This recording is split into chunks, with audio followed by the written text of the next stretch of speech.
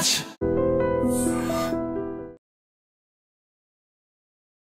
రానున్న 5 రోజుల పాటు ఉత్తర కోస్తా దక్షిణ ఒడిశాలో భారీ వర్షాలు కొన్ని ప్రాంతాల్లో నమోదయ్యే అవకాశం ఉందని విశాఖలోని తుఫాను హెచ్చరికల కేంద్రం చెబుతోంది.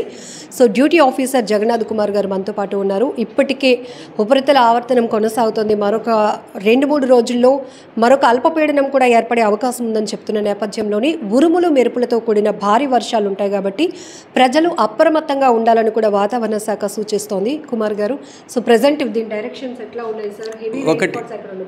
ఒకటి, నిన్న వాయువ్య బంగాళాఖాతం దానికి ఆనుకుని ఉన్న పశ్చిమ మధ్య బంగాళాఖాతంలో ఉన్న ఉపరితల ఆవర్తనం ఈరోజు కొంచెం భూప్రదేశం మీదకి, ముఖ్యంగా దక్షిణ ఒడిశా, ఉత్తర కోస్తా ఆంధ్రప్రదేశ్ తీరాల మధ్య 4.5 కిలోమీటర్ల ఎత్తు వరకు ఉపరితల ఆవర్తనంగా కొనసాగుతుంది. ఇది దక్షిణం వైపుకు వంగి ఉన్నది.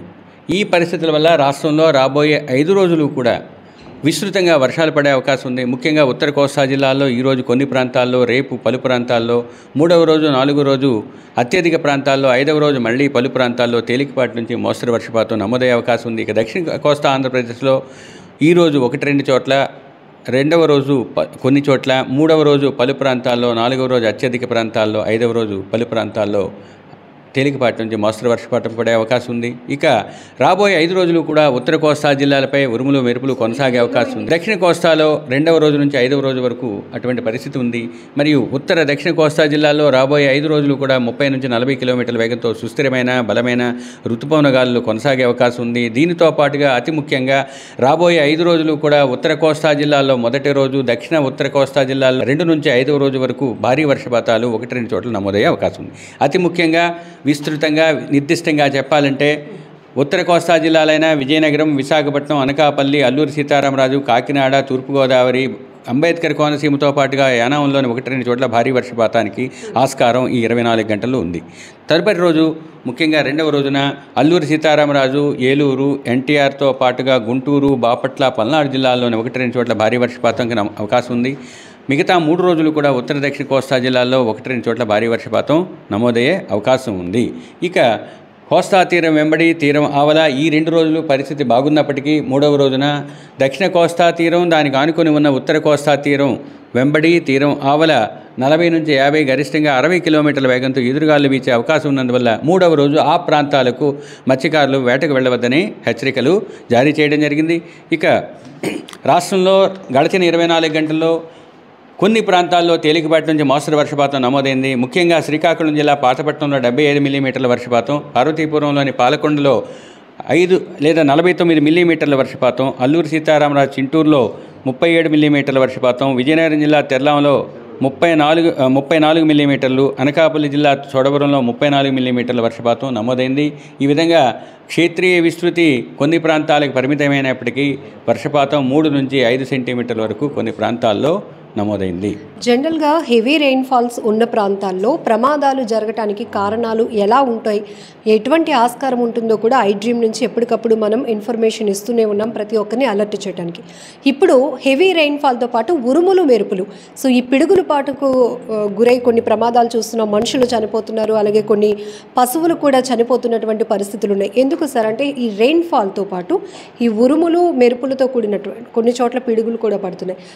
కండిషన్స్ ఒకటి, సాధారణంగా ప్రీ మాన్సూన్ లేదా మాన్సూన్కి పూర్వ పరిస్థితుల్లో భూ వాతావరణం బాగా వేడెక్కి అనుకూల పరిస్థితుల్లో ఉరుములు మెరుపులు వస్తాయి.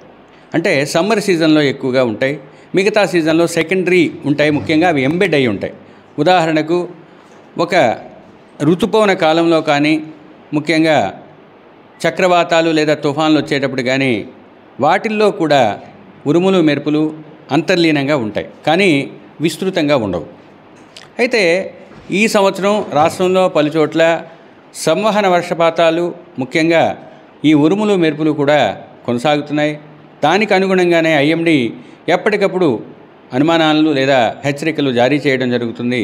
ఇక మాకున్న విస్తృతమైన ఒక వ్యవస్థ ద్వారా ప్రతి 3 గంటలకు రాష్ట్రంలో ఉన్న అన్ని జిల్లాలకు లేదా కొన్ని సెలెక్ట్ చేయబడిన సిటీలకు అరౌండ్ 67 సిటీస్కి ఈ పూర్వానుమాన సేవల్ని అందించడం జరుగుతుంది. కాబట్టి ఉరుములు మెరుపులు వచ్చే అవకాశం ఉన్న రోజుల్లో ఆయా ప్రాంతాలకు విస్తృతంగా తెలియజేయడం జరిగింది. ఇక ఇవి ఎందుకు వస్తున్నాయి అంటే వీటికి అనుకూలమైన పరిస్థితి ఒకటి ఇన్స్టెబిలిటీ ఉండాలి, కన్వెక్షన్ ఉండాలి, తర్వాత మాయిశ్చర్ ఉండాలి, వీటితో పాటుగా లిఫ్ట్ అనే ఒక మెకానిజం ఉండాలి.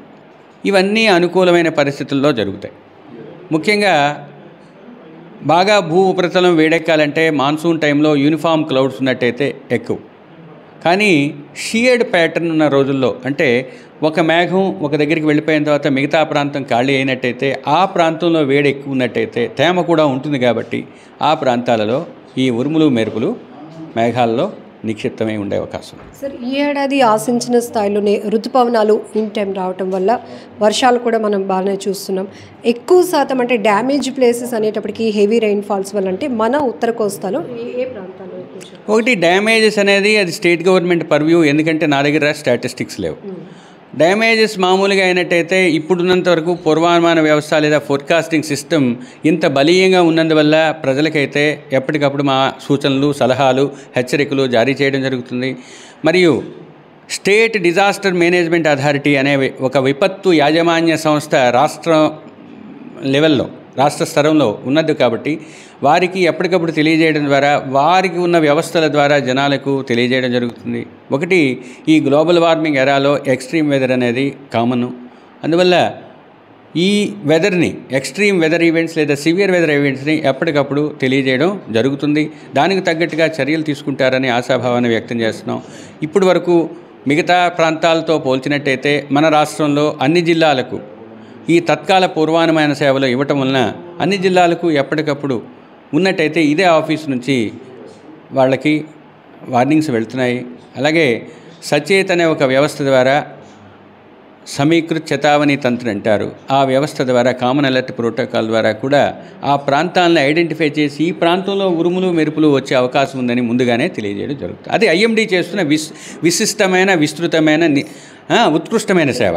ప్రజలకి వెరీ అనుకూలమైనటువంటి సమాచారంతో పాటు అప్రమత్తత చేసే విషయంలో కొన్ని శాఖలు ఒక సమన్వయంతో వర్క్ చేయడం వల్ల ఇదంతా రిజల్ట్ వస్తుంది అవుతుంది. నిజంగా ఇప్పుడైతే సమన్వయం పెరిగింది, నిబద్ధత పెరిగింది, తర్వాత నిరంతరం వ్యవస్థ ద్వారా సమాచారాన్ని తెలియజేయడం జరుగుతుంది. ప్రజల్లో కూడా అవేర్నెస్ లేదా చేతన పెరిగింది కాబట్టి యాక్షన్స్ తీసుకుంటారు. But there is a long way to go in every science. ప్రతి శాస్త్రీయ వ్యవస్థలో కూడా మనం ఇంకా ప్రయాణించాల్సిన దూరం చాలా ఉంటుంది. ఇక్కడ కూడా అటువంటి పరిస్థితి ఉంది. ఇక జనాలకి తెలియజేయటంలో, అవేర్నెస్ పెంచడంలో, తరువాత జనబాహుళ్యంలో తీసుకోవాల్సిన జాగ్రత్తలు తెలియజేయడంలో నిరంతరం మాతో పాటు మిగతా సంస్థలు కూడా ఇతోధికంగా సాయం చేస్తున్నాయి. ముఖ్యంగా ఫిషర్మెన్కి కానీ, వ్యవసాయదారులకు కానీ, పోర్ట్లకు కానీ, తర్వాత ఆఫ్షోర్, ఆన్షోర్ యాక్టివిటీస్కి కానీ, ట్రాన్స్పోర్టు, టూరిజం, ఈ అన్ని సెక్టార్స్కి కూడా ఈ వ్యవస్థ ద్వారా హెచ్చరికలను జారీ చేయడం జరుగుతుంది. కాబట్టి అన్ని వ్యవస్థలు సమన్వయంతో, నిరంతర చేతనతో పనిచేసినట్లయితే ఈ సేవల్ని జనబాహుళ్యానికి అకుంఠిత దీక్షతో చేరవేయగలమనే ఒక రకమైన పరిపూర్ణ విశ్వాసం మాకైతే ఉంది.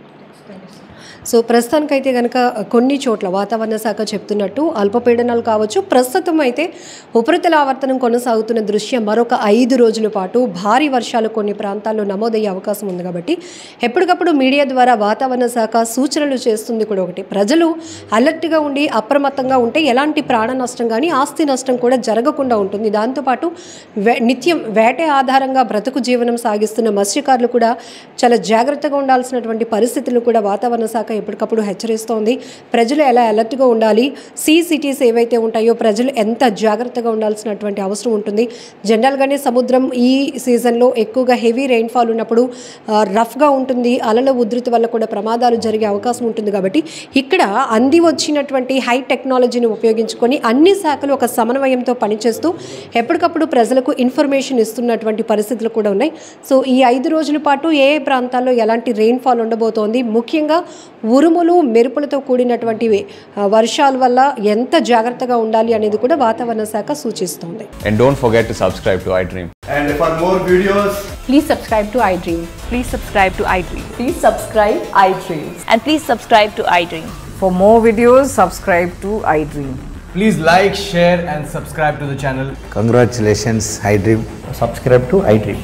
Subscribe to iDream. So subscribe to iDream Media. iDream ki iDream team andarki huge congratulations. Please subscribe iDream Media. Please subscribe to iDream.